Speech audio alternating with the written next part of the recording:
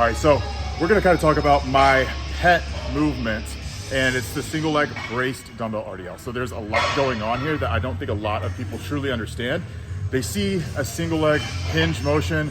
They don't really see what's going on under the hood. So I'm gonna try and break that down a little bit today and give you a little bit more insight into what you should be feeling, what you should be looking for whenever you do this move to actually get the most effectiveness out of it. So first thing I like to think of is, what are we doing without any load, all right? So I always have my hand on something that's stable, so I'm not limited by balance here.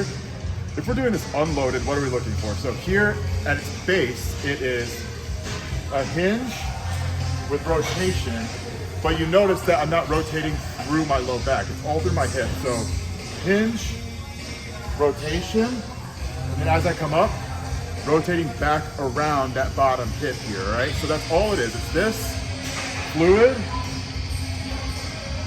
rotation, then all the way back. Then all we do at that point is load it. So we're just holding load in the contralateral hand, form the same exact movement. Really that simple, but I think a lot of people get really confused whenever they start to add load and they think they have to rotate, they have to reach. It's not a reach. It's truly just what you can get through that glute and through that hip. So now we're loading, back to the basics. So here, hinge, rotation, all the way back up. That's all it is. So here,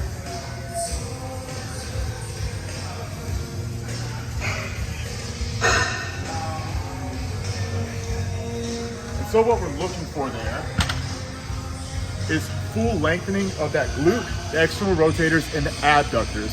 So when we're on that planted leg and we go into that rotation, we're dropping this hip and we're propping this hip and this glute out that way. So here, we're dropping like this, sinking into that abductor and that hip here, and then rotating back around that bottom hip. So you might feel it a little bit in your low back. That's totally normal. You're gonna have a little bit of rotation there, especially whenever you load it. Basically inevitable. But what you wanna really try and avoid doing is reaching for that hinge, for that stretch. You don't need to feel a stretch in your hamstring. This is all glute. So you should be feeling a ton of that metabolic stress build up after rep 10, 12, 15, even up to 20 reps. You should really be absolutely destroyed by that point. It's not a loaded movement in the sense that you need to really shoot for progressive overload here.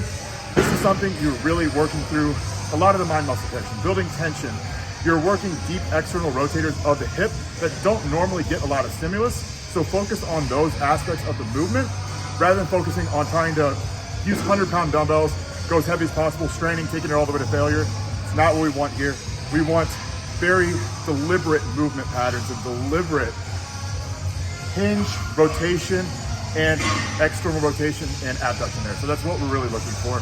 But that is the movement encapsulated. Whenever you break it down, pretty easy. But again, just trying to avoid those nuances of reaching through that hinge and trying to do too much.